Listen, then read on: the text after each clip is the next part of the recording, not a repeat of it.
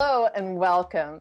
This week I'm welcoming the wonderful Maegan Cottone as our songwriter guest of the week. Oh, thank you, Helienne. I'm excited to talk to you. How did you get into songwriting then? I think I tried for 10 years before it happened.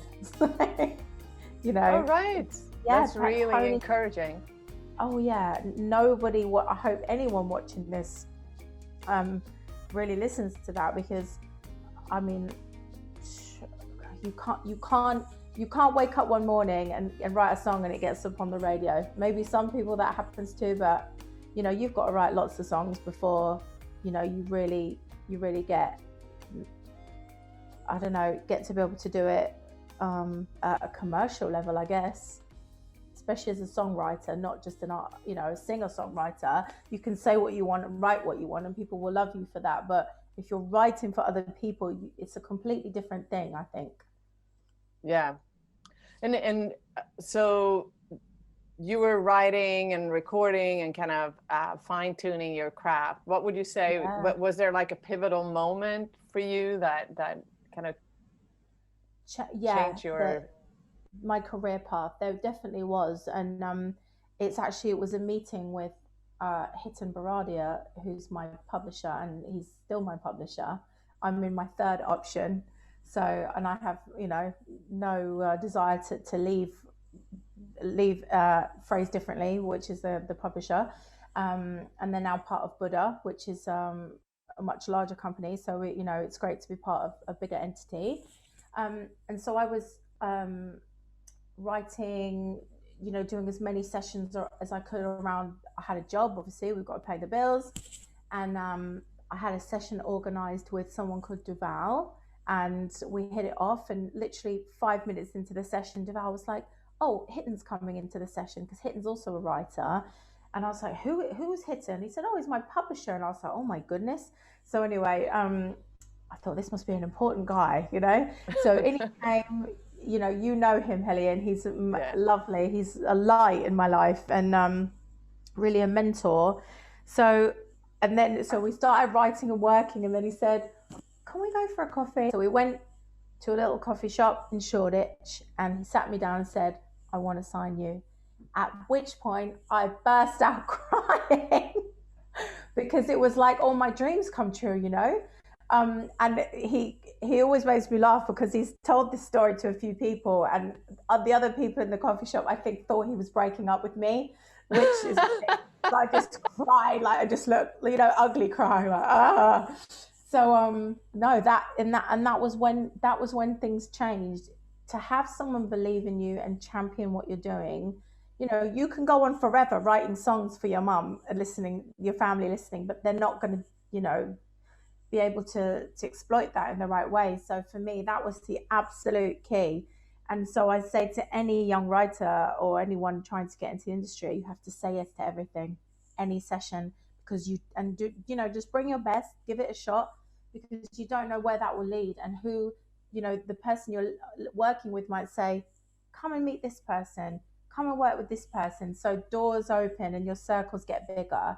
So, it was those 10 years I mentioned, a lot of it was spent writing on my own to people's tracks that I'd, hook up on Facebook or MySpace back in the day, just trying anything I could. And that is what led me onto kind of the vocal production, because I had to learn to record myself. So, it all worked out, and I really enjoyed doing that. So it's learn as much as you can as well. For sure. And of course, Duval is now part of Disciples, which is a really successful act in itself.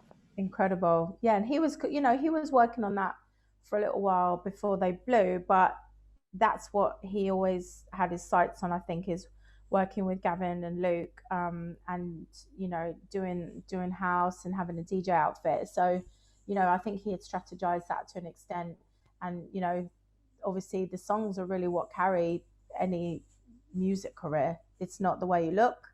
It does help, but the songs every time. I guess the big break came with Little Mix.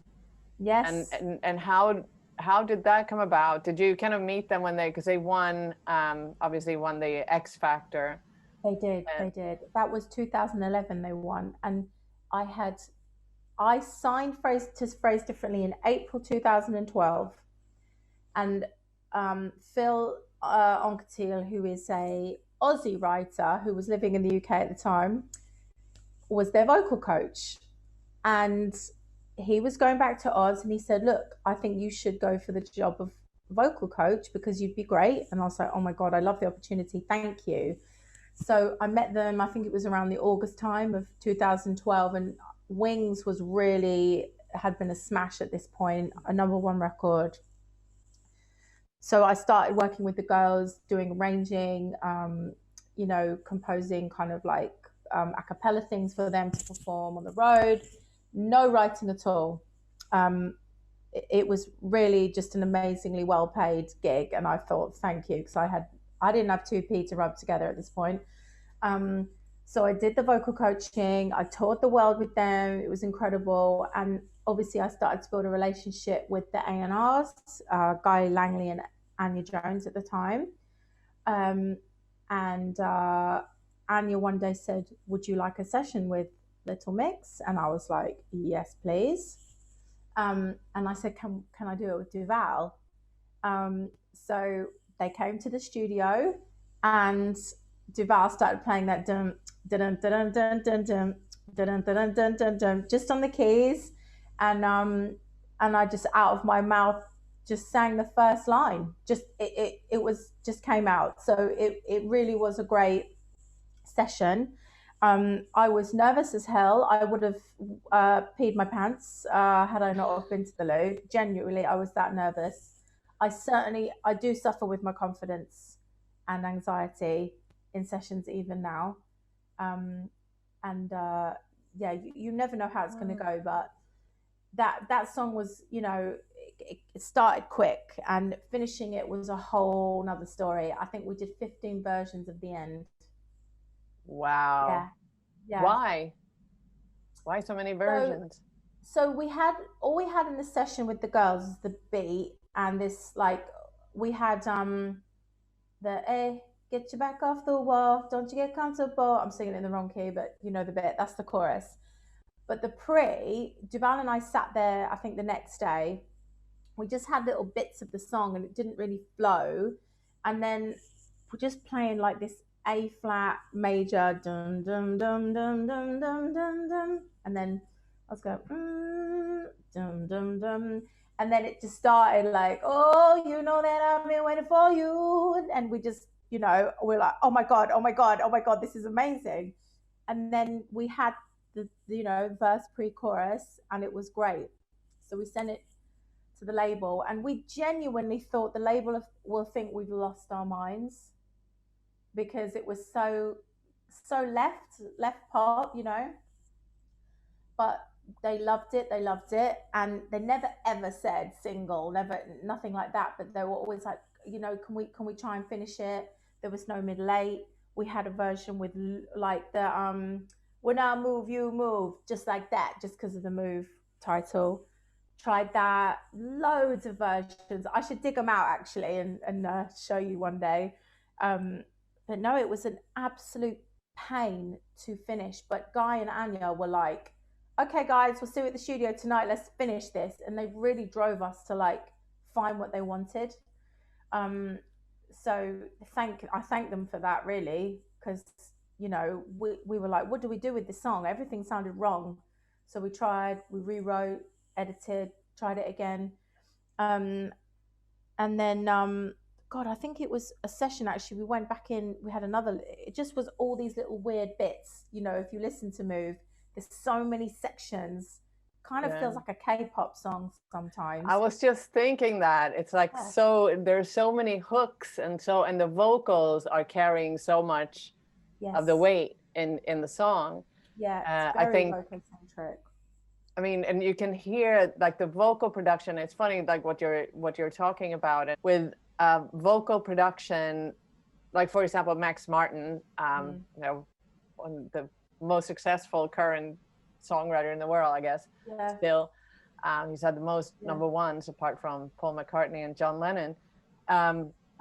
What the funny thing was, I went to when he got the Polar Music Prize. There were all these artists that he had worked with talking about working with Max, right? And all of them were talking about his vocal production and how secure and safe they feel with him producing the vocals. That he's so good at getting the best out of them and making them. And this is Pink, and this is Britney, and this is Justin Timberlake and Katy Perry.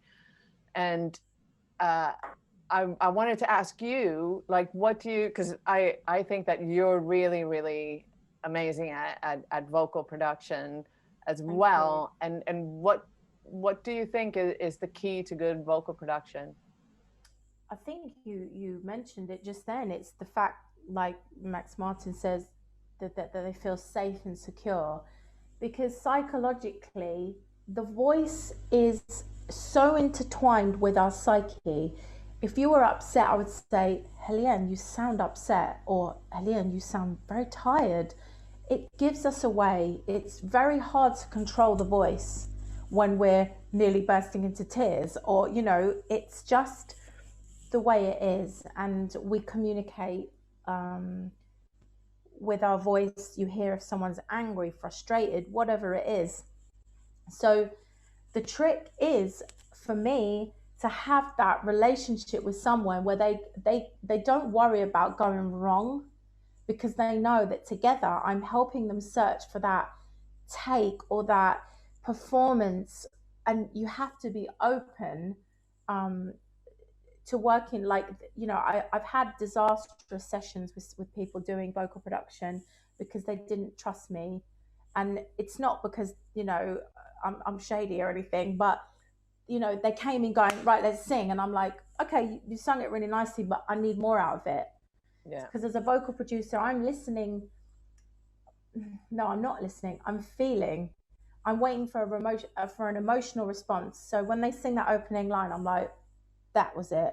Do you know what I mean? It's, I can easily edit something, and I do over edit, actually. I can sometimes take a lot of that emotion out because I'm looking for perfect, you know, timing or pocket or something. And sometimes those perfect ones lack performance or whatnot. Yeah. So feeling, connection. Thank you. Feeling, especially in this digital age, we are so used to hearing everything tuned bang on the note, that exact frequency of C or A or whatever it is. And if you listen back to records of old, if you listen to, well, you could pick anything. Let's say Jackson 5, there wasn't really any tuning. You had to be on the mark.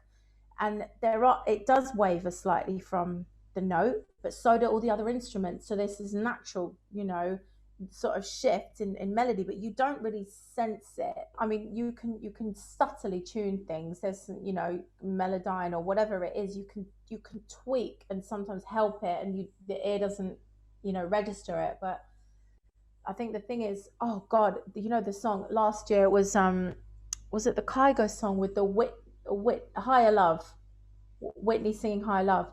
It was tuned. Every time I heard that song, I wanted to shoot myself, because hearing Whitney Houston going through auto-tune, I had a problem with.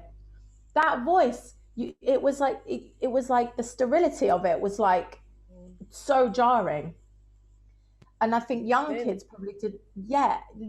didn't probably hear it because they don't know Whitney like we know Whitney, but hearing it tuned, I really struggled with. I got used to it, but I didn't love it.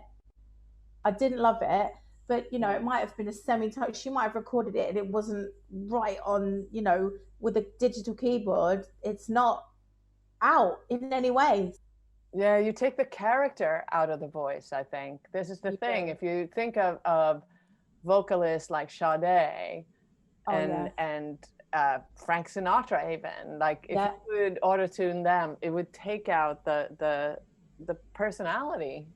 It would. And although I'm saying this and I agree with you, a group like Little Mix, you have to tune them.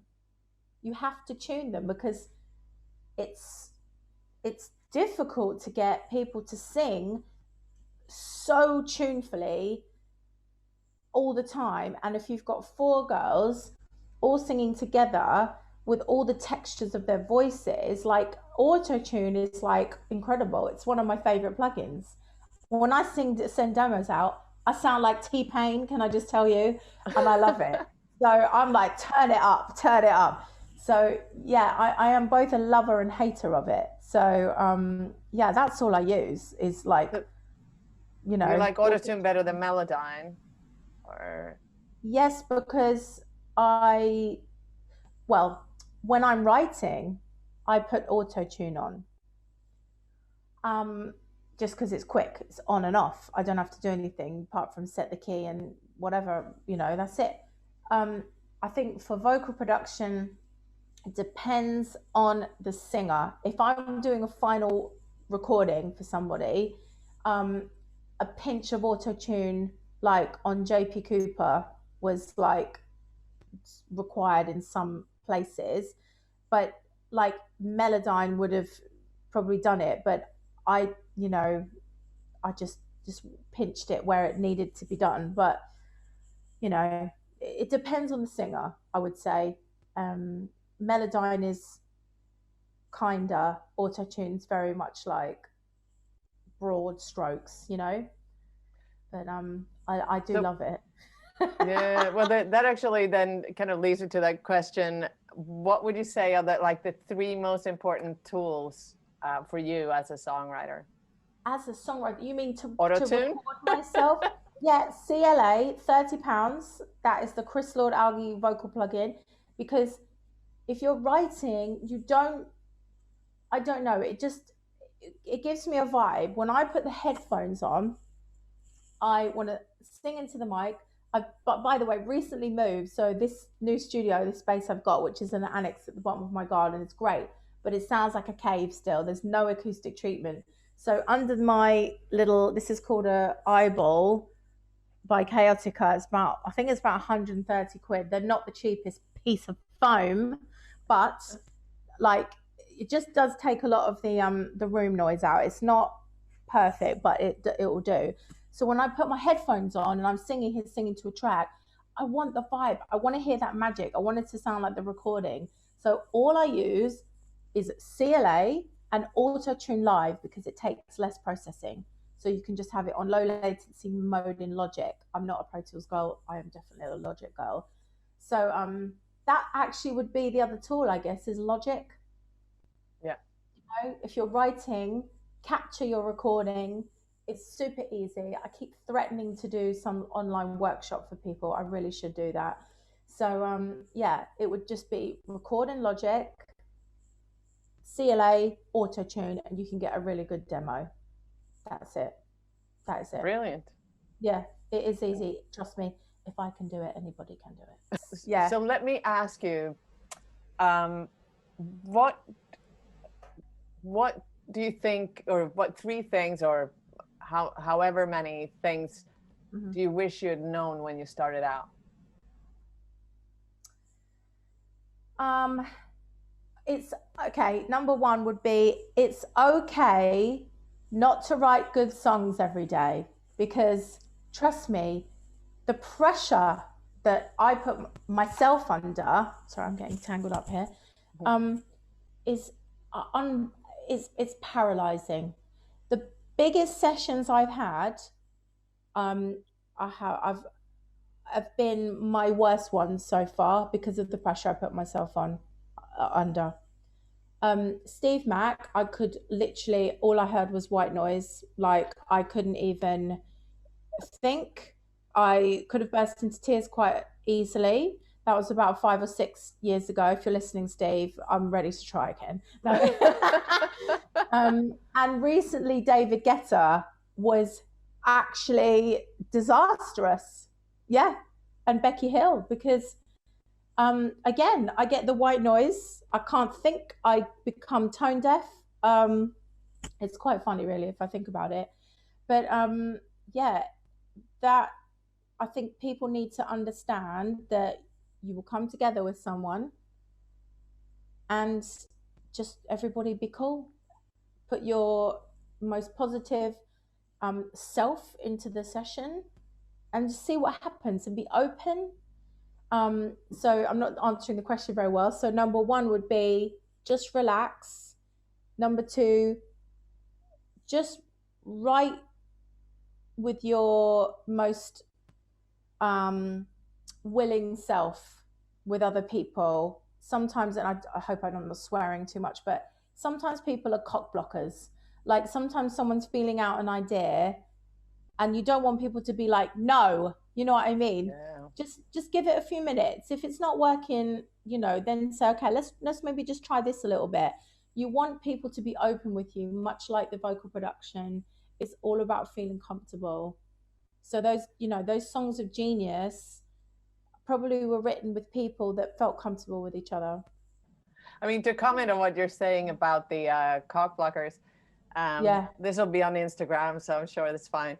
But that one of my favorite quotes about that, I heard Brandy Clark say that she had been writing with somebody, and he said, "There's this much difference between stupid and 100 grand." Oh, yes. Yes. And I am your stupid idea girl. Like, oh, the stupidest things come out of my mouth. But yeah, say them all, because it might. Do you know what? Even if you do say something stupid, your co-writer might go, oh God, but what about this? So you know what I mean? Yeah. Don't be afraid to say, right, there it is, Helienne, you've done it. Number three is just don't be afraid to say all your ideas, no matter how silly they might be. I mean, sometimes I say stupid things just to kind of ease the tension in the studio. Because you got to have fun, right? Oh, you've got to have fun. I did a song like I think 2 years ago, and it was on. There's a producer called Nightstar who I love. His name's Bav. So his birthday's on Valentine's Day. So we had this like session in the day. Then they left. I don't remember who it was with actually. And then an amazing Swedish artist called Kian in the evening, and we wrote on a track. And we started the session. I was so pregnant. I was like a whale. I was like, guys, I'm hungry and it's Bab's birthday. We need to go and have a dinner or something. So we went to Ciccone's in Shoreditch. I was like, give me the truffle pasta, which was like this big and about £1 million. And we stuffed ourselves with food for hours. And then we went back and wrote this incredible song, which is coming out soon, hopefully, with a big DJ and a big feature. So do you know what I mean? Just like, yeah, have fun, get to know each other, and then go and write music. Do you know what I mean? Yeah, 100%. And that actually goes to show too how just because a thing doesn't happen right at the point, because if you were pregnant, obviously you're not pregnant now. So that song must have been written a while back. No, you don't. Bless you. No, it was 2 years ago. Yeah, so songs can have a life. You know, a great song is a great song and will find a home. Mm-hmm. You know it. You know it.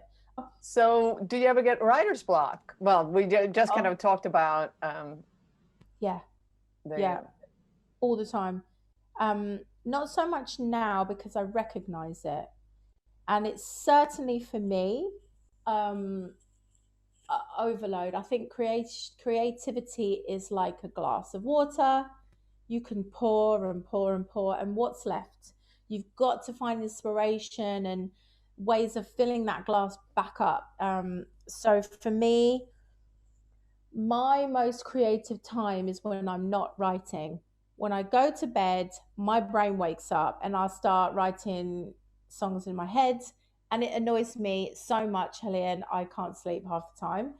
But you've got to find a way of like recording those ideas and clearing your mind when those ideas do come. But for writer's block, I think you just have to stop and don't push it. What's between your ears is like head office, and you know if head office is having a problem, everybody is too. So don't try and force it. You have to listen to yourself because we are only human. We're flesh and blood. we have bad days. If you don't feel like writing today, just don't. Just watch films if you want. Go and have a nap. It's okay. We're not finding the cure for cancer. We're writing songs, and you have Yeah. to be ready for it. You know what I mean? Jamie Yeah. Hartman did a post the other day. I don't know if you saw it, and I was Yeah. like, I just wanted to cry because I was having a down day that day. So I was like, "You're so right." Like you said, I'm sitting there staring at the keys and something, and it's just not coming. And I thought, wow, if Jamie Hartman's having a down day, then Yeah. that's that's so real. And we're scared to say that, aren't we? Because we're like, I've got hit every day. It's mad, isn't it? Especially with lockdown, like it's hard to sometimes feel creative because you're like asking all these existential questions. What am I doing? What's going to happen in a year? Am I going to be in Zoom sessions till I die? Like, do you know what I mean? It's a weird time. It's a weird time for writers, but the music industry is popping. So, Yeah. if you are able to, do Zoom sessions, I'd recommend it because I found a good way of working and I really enjoy it. It's not easy all the time because you haven't got that alchemy of working together in the same room. Um, but it is good if you can collaborate. So we're gonna focus on your song "Pretty Girls," which Okay. um, came out with Britney and Iggy Azalea, Yeah. or Azalea. Azalea. Yeah. Sorry. That's okay. Uh, and when I looked at, because I look at the writer credits on everything, Yeah.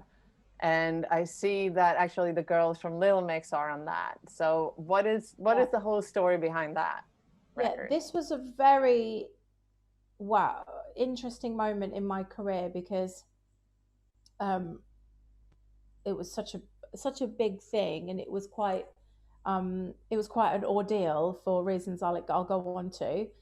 So, Invisible Men had recently done Fancy, which was an absolute, song of the year. I can't remember which year it was, but that was obviously Charlie XCX and Iggy Azalea.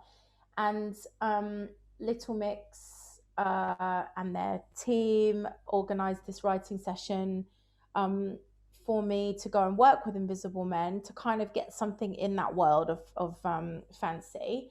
So they had this cool beat, which obviously is Pretty Girls, and we spent the day and we got the chorus all around the world, pretty girls. So yeah, we did the chorus, and the next day, Little Mix came. They heard the chorus, loved the chorus, and together we wrote, and it was absolutely bonkers, this verse. And the pre we wrote together, um, and then recorded a demo with them that day. And then the management and label all felt that it was not the right song, not the right kind of sound for them. So I was like, okay, fine. So I spoke with Invisible Men, and we're all like, look, this song, there's something in this song.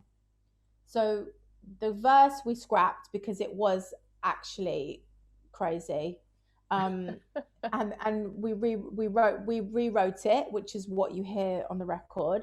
But the pre I really loved. We all really loved. We said, look, we did it together. We'll just credit the girls a small percentage each. I think it's like 2%, for that because they were in the room, and it was created together. You can't in any way say they did nothing because they Yeah. they were part of it. So um anyway, months went on, time went on, and then I hear from First Access and the Invisible Men, that First Access were their management, that Britney was going to cut the song. And then it went on, Britney's going to release the song. So I was like, okay, I'll believe it when I see it. Things like this happen all the time. So anyway, it came to it. Iggy did her rap. So that was all in the bag. And then Invisible Men, I think, informed the Little Mix side, obviously, because they had writing on it that this song was gonna come out. What happened next? We did not expect, which was basically that. How can I put it? I want to say this in the right way. So obviously, the opinion of the Little Mix people was that this could be seen that Little Mix kind of turned down a song. And I'm not saying the girls, I'm saying the label and the management. So the label, which was Psycho at the time, decided to leak a story, and it was titled Mix Me Baby One More Time. And it was announced by Dan Wootton in The Sun that Little Mix had written Britney's next single. So they tried to spin it so that it wasn't like they gave the song away. Does that make sense? Right. I don't think the girls had anything to do with that. I definitely think it was orchestrated by the label to obviously put a positive spin and create some good press and whatever. But the problem is that Britney and Iggy had not announced the song. It was completely under the radar still, and we nearly lost the song. They nearly pulled the song. So I was crying my eyes out, you know, ugly crying again, snot flying everywhere, because, you know, that would have been the biggest moment in my career at that point. So yeah, I mean, obviously, as it happened, it did go ahead. Thank God, and it did come out, and it, you know, it did fairly well. Um, and but you know, the stress of all of that was awful, was absolutely awful. But you know, labels do what labels do. We're all just cannon fodder, aren't we? Songwriters are so invisible, and even, you know, because my whole thing, I mean, apart from that, you might have lost that, it's like, no, Yeah, like, you wrote that song. It's like, you know, yeah, yeah, they were part of it, but yeah, yeah, yeah. No, that is so true. We are definitely invisible, and especially obviously the work you're doing about, you know, trying to campaign for fairer pay for writers is still so low profile, you know, when you compare it to how much music is still being, you know, digested and streamed and bought. Like, we're still having to fight for that. And again, that is directly the labels. yeah, They are they I don't hear any labels saying, you know what, writers, we are paying you unfairly. We are taking a ridiculous share of this income stream. You know, it's just awful. You can't scream people, you know, and I did it myself before I, you know, tried to inform myself. Spotify is not to blame. It's the labels, I think. I mean, you know so much about it. Um, I it's think both, but I think the labels definitely play a large part. And I think yeah, what's happening is that the labels are pointing at the streaming services, and the streaming services are pointing at the labels, but actually both of them are right, responsible for it being crap. right. Um, I think with the label, when you talk to people privately, I think they actually, at the label side, certainly A&R people, because they see how hard songwriters work, Yeah. and the whole kind of economics of it, where you know, the songwriters are actually developing the artists. They're, you know, you're Yes. working for free all this time, Yeah. and you might get a song, one Yeah. song on the record, and you've Yeah. written 4 or 5 songs with them that has developed their sound, Yes. and all of that, you know, you don't get paid for any of that time, No, for you any of the don't. expenses you had for that. If you have to, I mean, I No. know you live out in the countryside, like, you know, travel, Yeah. all these Oh, things. yeah. Sometimes you have to travel to another country, even you might have to travel to Exactly. America. Oh, um, exactly. and granted, your You, publisher will pay, but you or owe them they that will pay, money. but it gets recouped out of your money. So Exactly. Exactly right. being a vocal producer, you might be able to get some points on the record at least. Yeah, that is true. I do. When I make an agreement, it's definitely in my contract. I ask for points on the master. And as a songwriter now, I'm asking for points on the master because, you know, otherwise, you know, people are using something you've created as a tool for exploitation and marketing themselves, and they're making, you know, good money, and you're making pittance. So, you know, you have to ask for it. You have to ask for it, and you should get it, as far as I'm concerned, because otherwise everybody's getting paid except the songwriter. Yeah. Yeah. And the song is at the core of the music. And I mean, I always say there's, you know, without great songs, nothing else, you know, the big buildings in King's Cross and High Street Kensington would be worthless, you know. Yeah, exactly. They're filled up with people getting paid by money coming from the song we are writing. Yeah. So, yeah. Thank you so much for having me. Thank you, Maegan Cottone.